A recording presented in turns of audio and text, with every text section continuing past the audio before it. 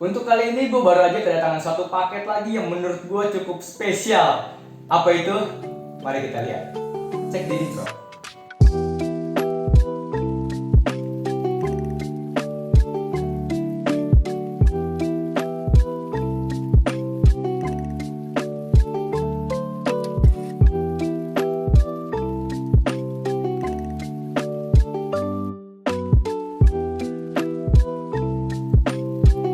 Oke, sebagai mungkin kalian sudah lihat apa barangnya, tapi sebelum gua mulai ke review barangnya, gua pengen unboxing dulu. Karena menurut gua unboxing itu suatu yang hal yang cukup menyenangkan gitu ya. Selain lu pakai barangnya, tapi menurut gua unboxing itu wah the best lah pokoknya. Kita tanpa basa-basi lagi, kita langsung buka barangnya. Tanpa basa-basi lagi ya, kita langsung keluarkan aja barangnya guys. Nah ini kita buang aja. Ya, ini dia kardus Indomie. Iya, kardus Indomie. Karena gua nggak tahu kenapa. Ini keyboard yang menurut gua harganya sudah 500 lebih, tapi kenapa kardusnya seperti ini? Ini kardus Indomie. Bukannya kardus sepatu ya? Iya, bisa dibilang kardus sepatu juga ini. Mirip kayak sepatu. Gila, untuk Vortex series gue nggak tahu kenapa dia ngasih kardus seperti ini. Sedangkan brand-brand lainnya itu bisa aja ngasih kardus yang lebih bagus, desain yang keren-keren gitu, kayak gaming banget. Tapi Vortex kenapa ngasihnya seperti ini? Ngasihnya kardus Indomie. Dan mungkin ini hanya untuk menekan budget ya, karena yang spesial bukan di kardusnya, tentu ada di sini. Oke, kita langsung buka aja untuk kardusnya sendiri. Oh, susah ternyata guys ya. Oh, kebalik. Oke, pas dibuka langsung disambut ya sama keyboardnya. Wah, gila. Oke, kita singkirkan dulu kardusnya, taruh sini dulu. Oke, setelah dari kardus ini kita disambut dengan user manualnya. Kita dapat user manual kayaknya ini kuncinya. Oke, kita dapat juga suatu ini switch puller.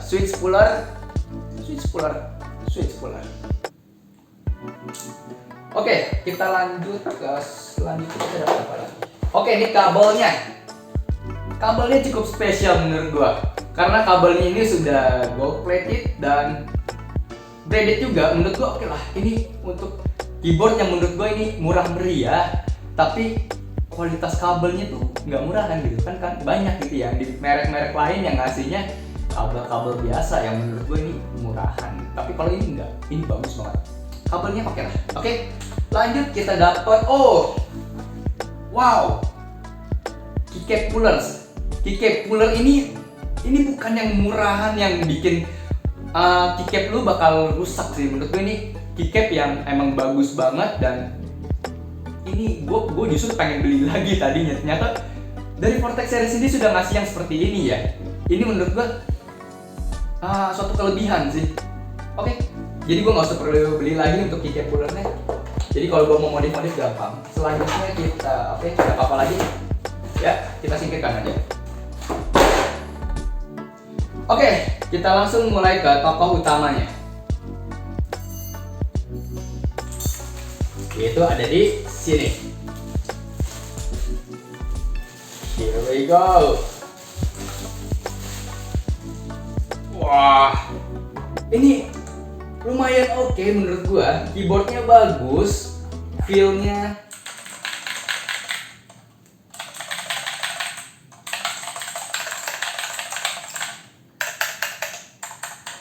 ya murahan. Iya, ini tanpa modif, jadi suaranya plastik banget. Tapi menurut gua walaupun ini plastik dan rasanya tuh kayak kesan keyboard murah, ya karena emang murah ya. Untuk sekelas keyboard mechanical ini harga 550.000 di luar ongkir, ini murah banget. Dan gua ngincar ini karena kenapa? Ya karena murah. Kenapa karenanya murah? Ya karena gua gak ada duit. Jadi ya sudah, kalau ada yang mau endorse silakan endorse gitu. Kita lanjut lagi untuk masalah desainnya sendiri. Menurut gue ini desainnya nggak terlalu gaming banget ya. desainnya sendiri pun masih cukup elegan. Jadi ketika kita mau pakai buat kerja kantoran atau kita mungkin pakai di office nih gitu, tapi bosan dengan keyboard membran lainnya, jadi kalian pengen pakai keyboard mechanical dan di kantor kalian pengen ngerusuh menggunakan blue switch, jadi kalian akan tetap kelihatan bekerja gitu, biar keren aja gitu. Oke, kita lanjut lagi untuk masalah fontnya. Menurut gue ini fontnya ya, jujur gue sendiri sih untuk masalah fontnya gue nggak terlalu suka sebenarnya ya. Tapi ini oke lah, masih acceptable, dan gue nggak kayak merek-merek lain yang gambar-gambar burung warna kuning itu. Menurut gue itu desainnya lebay banget, dan di sini tuh biasanya dia ngasih kayak tagline-nya dia, dan di sini tuh logonya dia gitu. Ya kalian mungkin tahu itu logo apa.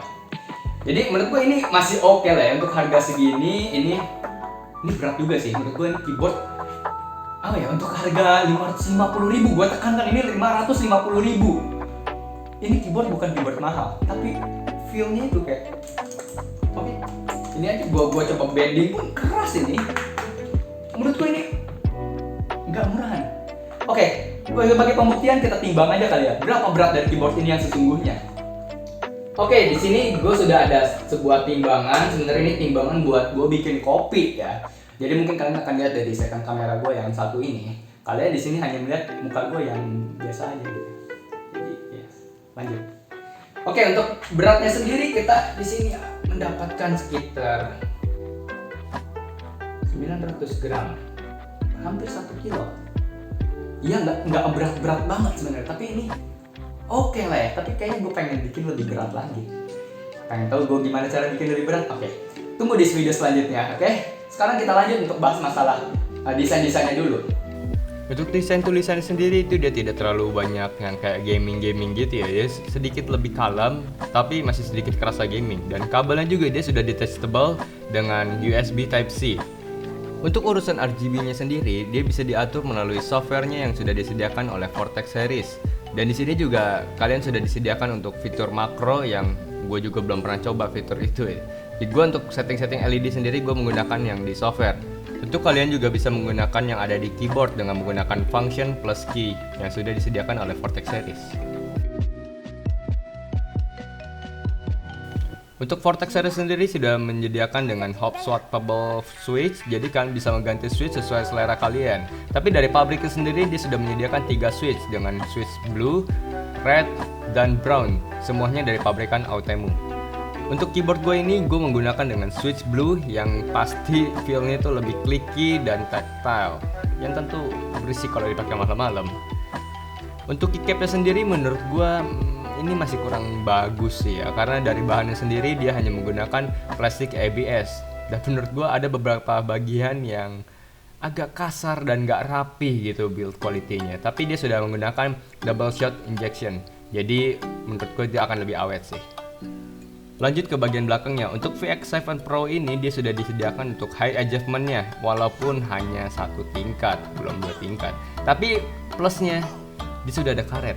Jadi kalian ketika bermain yang agresif itu keyboard tidak akan bergeser. Dan gue paling sukanya juga di bagian bawah, kalau kalian perhatikan itu ada double rubber gitu ya. Jadi menurut gue ketika dia menggunakan high adjustment-nya, keyboard tidak akan bergerak. Dan ini juga salah satu keunggulan dari VX7 Pro ini, yaitu adanya kabel manajemen yang menurut gua ini keren sih. Jadi kalian bisa atur mau ke tengah, mau ke kanan atau ke kiri. Jadi setup kalian akan lebih clean. Tapi menurut gua ketika gua pakai itu agak susah buat menempel. Jadi kayak longgar gitu. Gua hampir nggak menggunakannya. Jadi gua taruh di tengah aja gitu. Dan untuk VX7 Pro ini dia menggunakan layout TKL. Jadi menurut gua dengan keyboard yang full size dia hampir nggak ada penyesuaian sih, karena layoutnya hampir sama ya, penyesuaian dikit aja lah, karena di keyboard TKL itu hanya tidak ada numpad saja sih, no big deal lah. Oke, selanjutnya kita akan langsung tes ke typing testnya, yang pasti itu yang kalian tunggu-tunggu kan.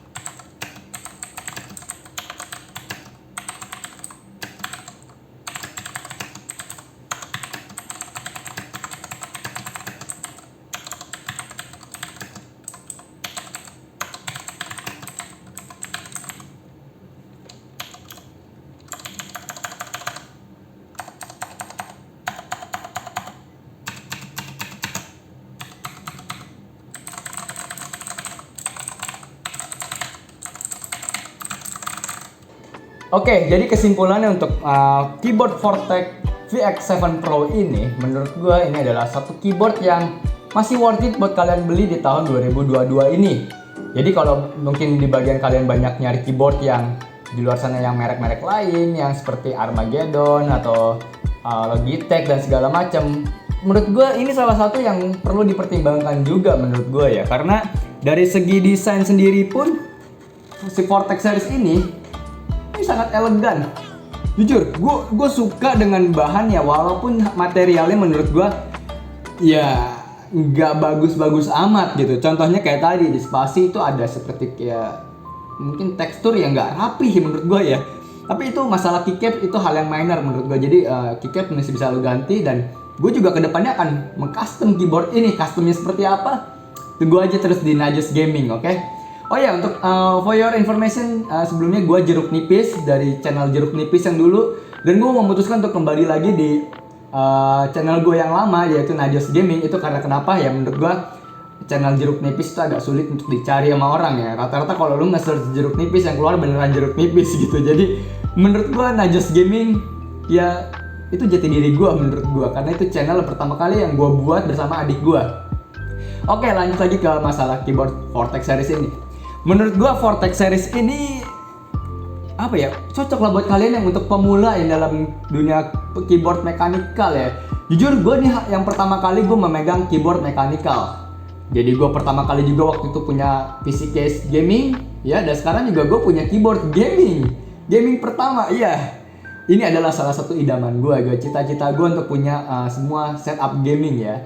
Jadi untuk kalian ya mohon bantu supportnya dengan cara subscribe dan like, share jika kalian suka dengan video ini, biar channel ini bisa terus berkembang dan memberikan informasi-informasi yang lebih baik lagi ke depannya.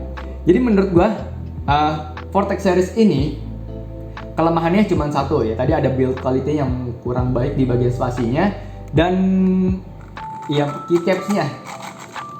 Untuk masalah keycapsnya sendiri pun ini plastik ABS ya, plastik ABS yang dengan teknik printing double shot. Jadi menurut gue ya double shot itu mungkin lebih awet sebenarnya ya. Jadi dan dia juga kelebihan double shot itu dia tembus dengan LED. Jadi tulisannya tuh glowing gitu. Nggak cuma muka gue doang yang glowing, tapi keyboardnya juga glowing. Plastik ABS sebenarnya punya kelebihan tersendiri, yaitu bahannya yang ringan dan sebenarnya murah. Nggak terlalu spesial. Menurut gua plastik ABS itu nggak terlalu spesial. Mungkin kedepannya gua akan ganti dengan yang keycaps yang PBT ya, PBT double shot atau yang single shot. Who knows? Kita lihat aja seperti apa modifan yang akan gua lakukan di next kedepannya untuk keyboard ini. Tapi sebelum gua pindah ke keyboard ini, gua masih ada satu device lagi yang gua pengen review, yaitu mouse gaming. Mouse gaming yang harganya di bawah 200.000. Kalian penasaran ke mouse apa? Tunggu aja di channel gua. Oke, lanjut lagi ke dalam keyboard ini.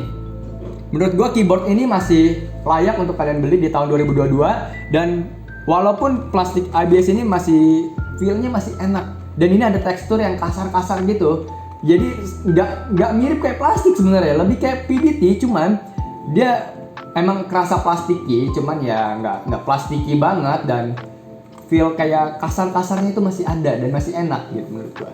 Dan di sini juga dia ada multimedia function key, jadi kayak buat stop music, pause music, next, and previous music juga dia ada. Dan sini juga ada ini tombol YouTube ya, kayaknya. Gue coba tombol YouTube seperti ini.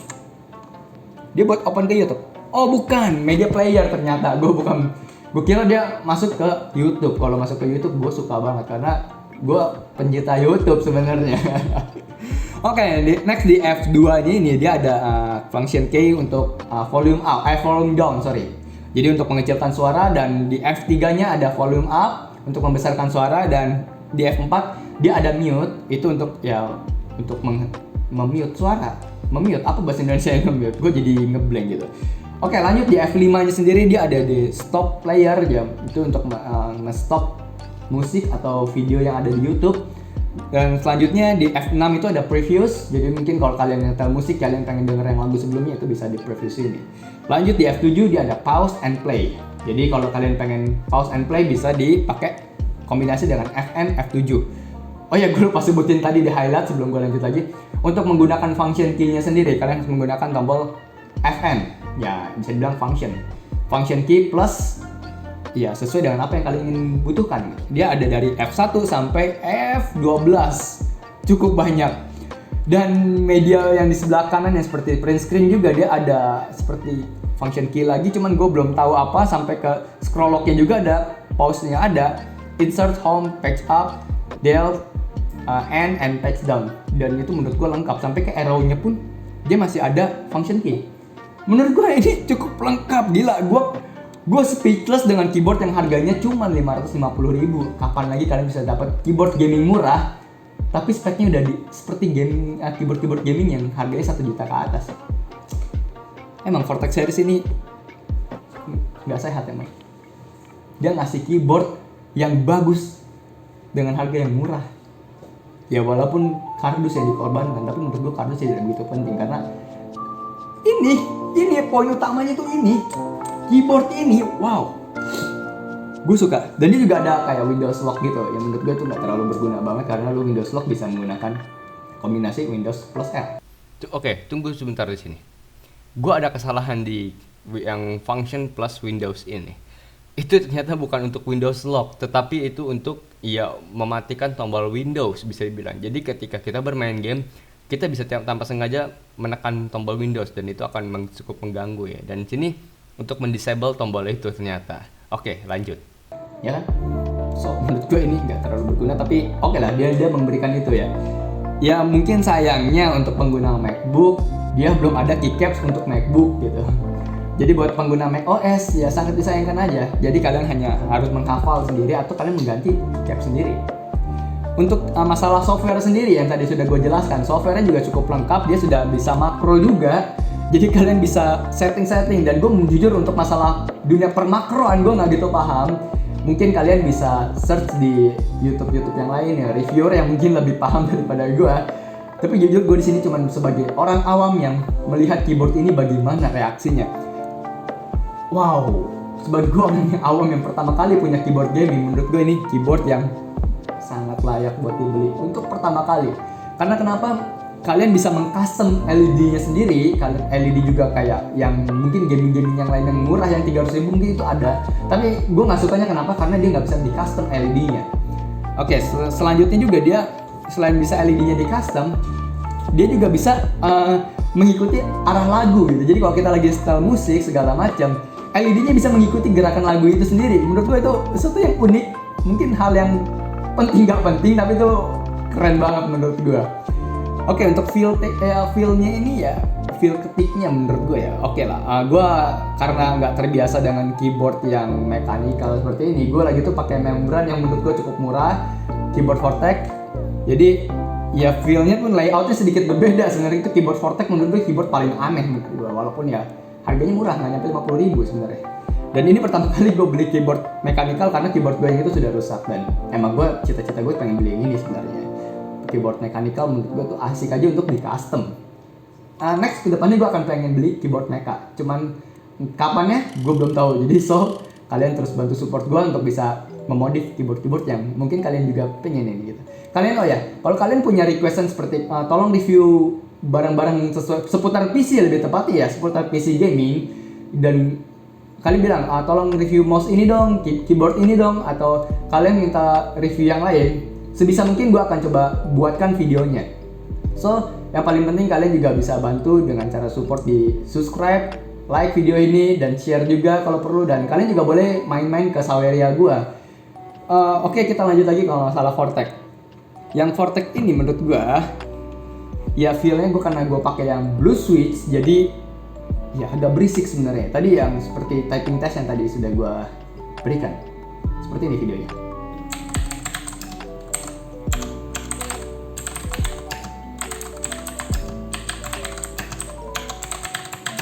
Ya, untuk menurut gue, ya gue big fan of blue switch sebenarnya. Gue suka banget dengan namanya blue switch. Cuman gue nggak suka yang dengan namanya tuh kayak feel benturan dari plastik ke metal. Ini bukan metal, plastik ketemu plastik bisa dibilang. Jadi kayak,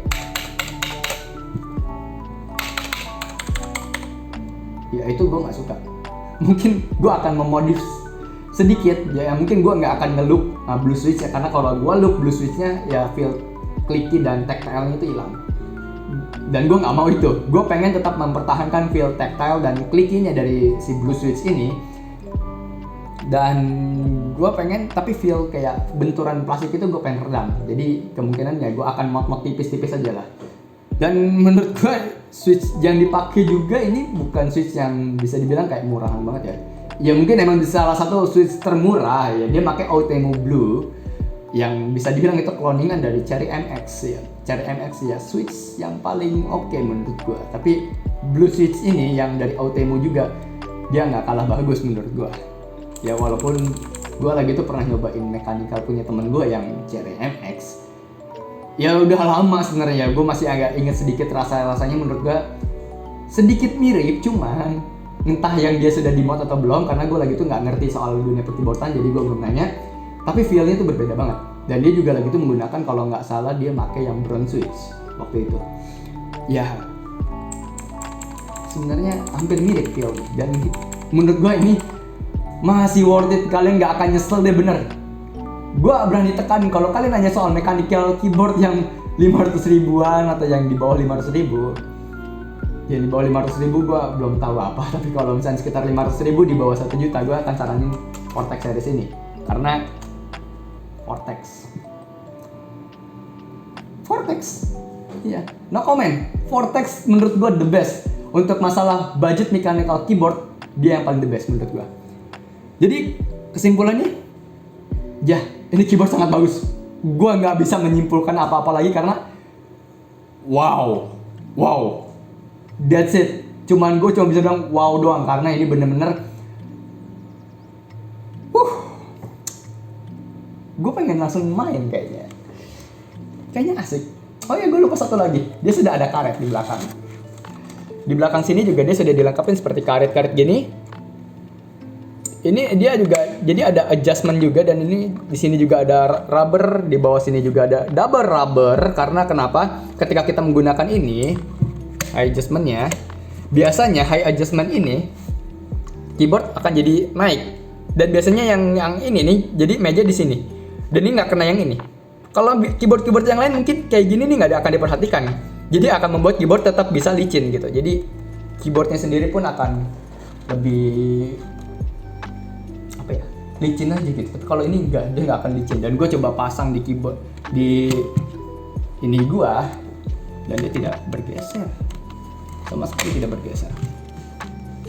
Dia bergeser sedikit karena mousepad gue licin, tapi ini feelnya masih enak. Dan gue bukan tipe orang yang kalau main game tuh rusuh. Jadi kesimpulannya, kembali lagi ke kesimpulan, karena gue berapa kali ngomong kesimpulan, nggak ada. Lu harus coba sendiri. Lu harus coba Vortex series ini sih. Kalau lu belum nyoba Vortex ini ya, dan lu bilang ini Vortex jelek, datang ke sini lu. Gue gampang. Ini keyboard paling enak menurut gua. Beda lah sama keyboard mechanical yang lainnya yang gue pernah nyoba lah. Beda banget. Udahlah.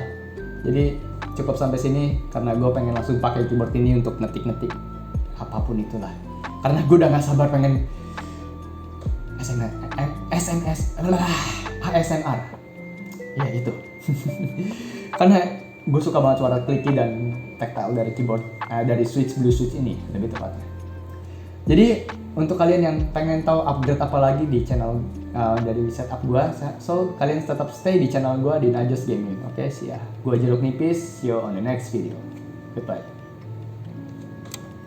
Gak nyesel gue beli di keyboard.